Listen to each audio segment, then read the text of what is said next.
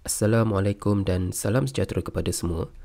Dalam video ini, kita nak belajar standard kandungan 3.3 aplikasi tindak balas eksotermik dan endotermik dalam kehidupan harian. Standard pembelajaran 3.3.1 menyatakan beberapa contoh aplikasi tindak balas eksotermik dan endotermik dalam kehidupan harian. Penemuan cara membuat api dianggap salah satu peradaban manusia yang penting. Tenaga yang dihasilkan melalui pembakaran membenarkan manusia pada masa tersebut untuk mengusir binatang liar, memasak makanan, mengawal sumber cahaya serta memanaskan badan. Pengetahuan tentang tindak balas eksotermik dan tindak balas endotermik telah menjadikan kehidupan manusia zaman moden lebih selesa. Satu contoh aplikasi yang telah anda pelajari semasa di tingkatan 3 ialah penggunaan pek sejuk dan juga pek panas. Ini adalah contoh, beberapa contoh pek sejuk, di mana di dalam pek sejuk dia mengandungi bahan kimia yang menyerap haba. Jadi pek sejuk dia menggunakan aplikasi tindak balas endotermik kerana dia menyerap haba. Ia adalah beg plastik yang mengandungi pepejal amonium nitrat dan air di dalam ruangan yang berasingan. Apabila beg dipicit, kedua-dua bahan akan bercampur. Pepejal amonium nitrat akan larut di dalam air. Ini adalah tindak balas yang berlaku.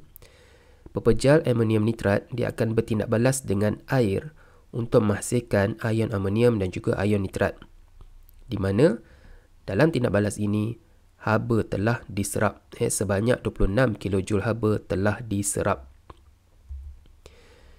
Tindak balas endotermik berlaku menyebabkan haba diserap dari persekitaran dan seterusnya menurunkan suhu. Antara kegunaan pek sejuk ialah yang pertama, dapat digunakan untuk menurunkan suhu badan pesakit yang demam. Yang kedua, dapat meredakan bengkak. Bahan lain yang boleh digunakan dalam pek sejuk ialah amonium klorida, kalium nitrat ataupun natrium tiosulfat. Pek panas. Ini adalah contoh pek panas. Di mana di dalam pek panas ini, dia mengandungi bahan kimia yang membebaskan haba. Jadi, pek panas dia menggunakan aplikasi tindak balas eksotermik kerana dia membebaskan haba. Ia adalah beg plastik yang mengandungi pepejal kalsium klorida kontang dan air di dalam ruangan yang berasingan. Apabila beg dipicit, kedua-dua bahan dia akan bercampur. Kalsium klorida kontang dia akan larut di dalam air. Ini adalah tindak balas kimia yang berlaku, di mana dalam tindak balas kimia ini sebanyak 83 kJ haba akan dibebaskan. Tindak balas eksotermik berlaku menyebabkan haba dibebaskan ke persekitaran dan seterusnya menaikkan suhu. Antara kegunaan pek panas ialah dapat menghangatkan kaki dan tangan semasa musim sejuk, dapat meredakan bengkak. Bahan lain yang boleh digunakan dalam pek panas ialah magnesium sulfat kontang, kuprum 2 sulfat kontang ataupun kalsium oksida. Berikut adalah contoh-contoh lain aplikasi tindak balas eksotermik dan juga endotermik dalam kehidupan harian. Kita lihat aplikasi tindak balas eksotermik. Hot can, makanan atau minuman tersedia panas tanpa pemanasan dari luar. Apabila kita buka saja penutup ini, secara automatik makanan ataupun minuman terus hangat.